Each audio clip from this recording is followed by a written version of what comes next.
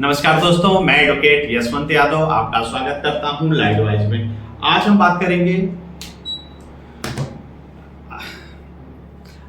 करेंगे मैं और मेरी टीम जो लोन से संबंधित केवल लोन से संबंधित समस्याओं का समाधान करते हैं, जैसे कलकत्ता, अहमदाबाद, जयपुर। हमारी टीम पे, हमारे जो सर्किल पे एडवोकेट होते हैं, किसी को बेल कराना हो, प्रोसेस करना हो या कानूनी नोटिस का जवाब देना, जो भी प्रक्रियाएं होती है, केवल लोन से रिलेटेड ही समस्याओं का समाधान हमारे यहाँ से होता है। कानूनी कार्रवाई, कानूनी हरासमेंट, कानूनी रूप से जो आपको हरास कर रहे हैं उससे कैसे आपको निदान दिलाया जा सके, उसकी समस्याओं का समाधान कैसे किया जाए, केवल वही किया जाता है। तो आज का विषय क्या है? बहुत सारे क्लाइंट हमारे पास फोन करते हैं, सर लोन मैंने लिया, हमारा नंबर अपडेट है, उसके बाद भी हमारे पड़ोसियों के नंबर पे कॉल आ रहे हैं, हमारे रिश्तेदारों को फोन कर रहे हैं, आसपास के लोगों को फोन कर रहे हैं और सभी के लोन से संबंधित बातों को बता रहे हैं, जो कि आरबीआई की गाइडलाइन है कि लोन से संबंधित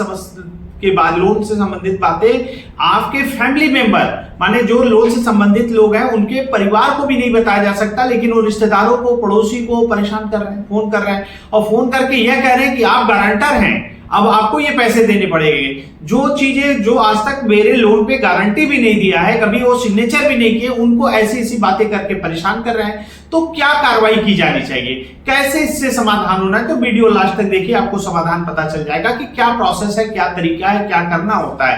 पहली बात तो मैं बार बार आपको कहता हूं, लोन लिए हैं, डिफॉल्ट करके नहीं दे पा रहे हैं, किसी भी विषम परिस्थिति मतलब जॉब लॉस, व्यापार में घाटा हो गया, कोई बीमारी हो गई, पारिवारिक समस्या हो गई, तो ऐसी समस्याएं जिसमें जेन्युइन मतलब किसी विषम परिस्थिति के कारण लोन की EMI नहीं दे पा रहे हैं।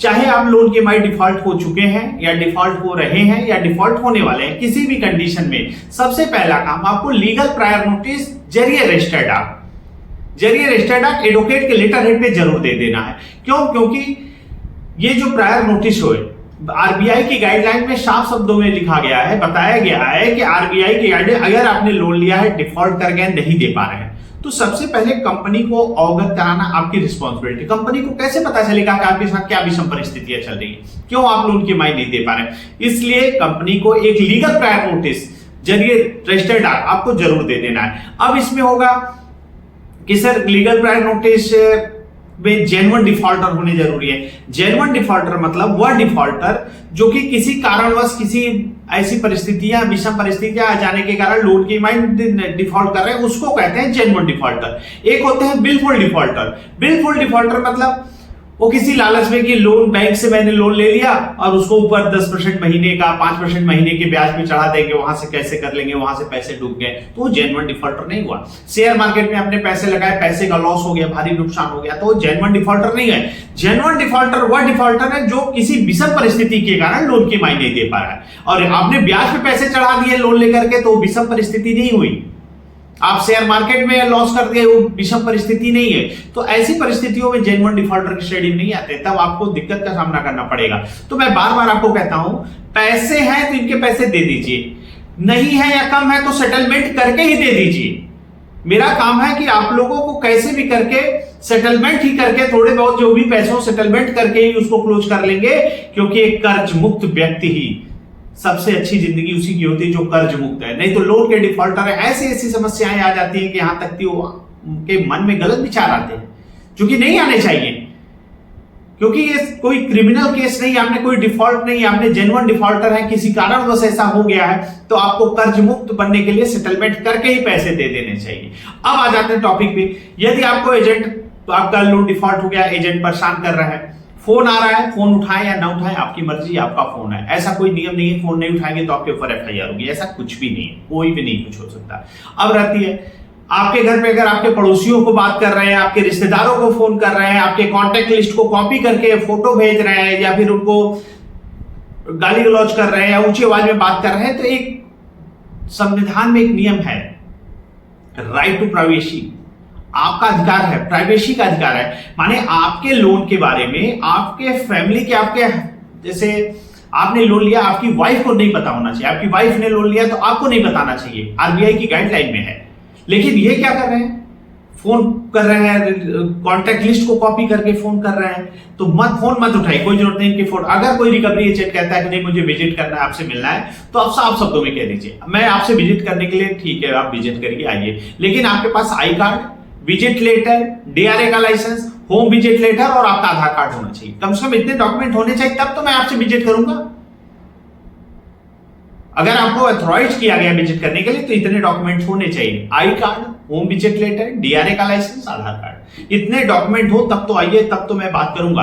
अगर इतने डॉक्यूमेंट नहीं है तो कोई जरूरत नहीं है मुझसे बात करने की, मैं बात करने और मिलने नहीं आऊंगा।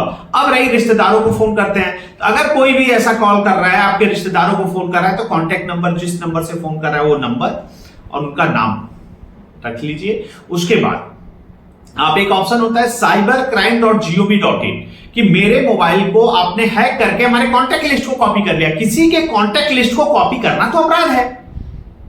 अगर कंपनियां कहती नहीं नहीं मैंने आपसे लोन लेते समय परमिशन लिया था, परमिशन लेना ये लॉफुल नहीं है।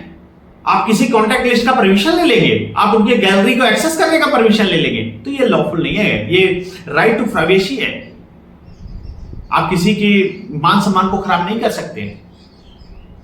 तो ऐसा अगर कोई करता है तो cybercrime.gov.in पे कंप्लेन कर दीजिए, या फिर उनका नाम और मोबाइल नंबर है तो कंपनी को एक मजबूत लीगल नोटिस दे दीजिए, और लीगल नोटिस के बाद 1 महीने का समय देख लीजिए, नहीं कुछ होता है तो उनको चेतावनी दे दीजिए कि मैंने लीगल नोटिस दे रखा है। उसके बाद कंपनी का आरबीआई को कंप्लेन कर दीजिए।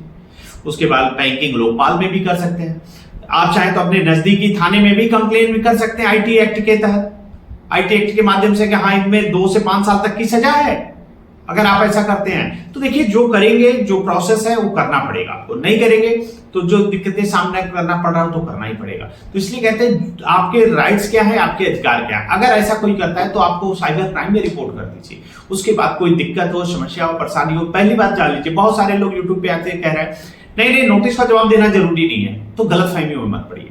नोटिस आ रही है तो नोटिस का जवाब दीजिए। आप लोन लिए हैं, आप डिफॉल्ट हो रहे हैं, ईसीएस आपका बाउंस हो रहा है, ईसीएस बाउंस होने के पहले कंपनी को अवगत कराना आपकी रिस्पांसिबिलिटी है, कंपनी को इन्फॉर्म करना आपकी रिस्पांसिबिलिटी है कि मेरे साथ ये विषम परिस्थिति आ रही है, इसलिए मैं अब लोन की ईएमआई नहीं पे कर पा रहा हूं। और ये जो लीगल प्रायर नोटिस है एडवोकेट के लेटर हेड पे दीजिए, ताकि उसको कंपनी को उसको जवाब देना ही पड़े, क्योंकि वो ऑनलाइन जाएगा, ऑनलाइन सॉरी आपको स्पीड पोस्ट से आएगा तो उसकी ट्रैकिंग आईडी होती है, मैंने आपको स्पीड पोस्ट से भेजा है, डिलीवर्ड हो गया, डिलीवरी रिपोर्ट आपके पास होगी। तो डिलीवरी रिपोर्ट आपके पास होगी तो प्रमाणित है कि मैंने हमारे एडवोकेट ने लीगल नोटिस दिया, उसकी कॉपी वहां पे रिसीव हो चुकी है। इसलिए लीगल प्रायर नोटिस जरूर दे दीजिए। और किसी तरह की recall notice, demand notice, arbitration notice, किसी प्रकार का नोटिस हो उसका ऑब्जेक्शन जरूर आपको देना है। नोटिस का रिप्लाई देना है, आर्बिट्रेशन का नोटिस है तो उसका ऑब्जेक्शन देना है। और कभी 316, 318 या सेक्शन 25 का केस होता है तो सेम डे बेल हो जाती है, मैं एडवोकेट प्रोवाइड करा दूंगा, बेल करा दूंगा, जो प्रोसेस होती है अपने एंड से कर दिया जाएगा। मैं अपनी बातों को भी समाप्त करता हूं। जय हिंद, जय भारत, नमस्कार।